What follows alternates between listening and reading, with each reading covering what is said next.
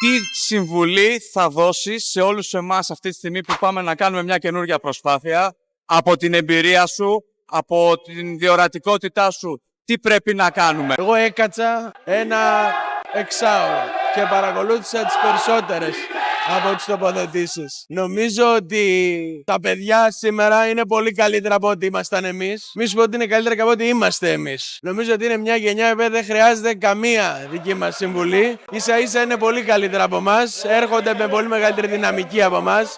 Έχουν πολύ περισσότερες δυνατότητες από εμάς.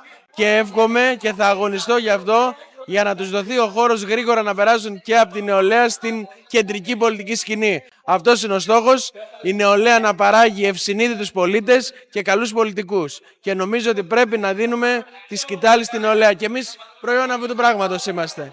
Έτσι, εγώ πήγα στο Επικρατείας 32 χρονών. Νομίζω ότι πρέπει να είμαι ο νεότερος που έχει μπει.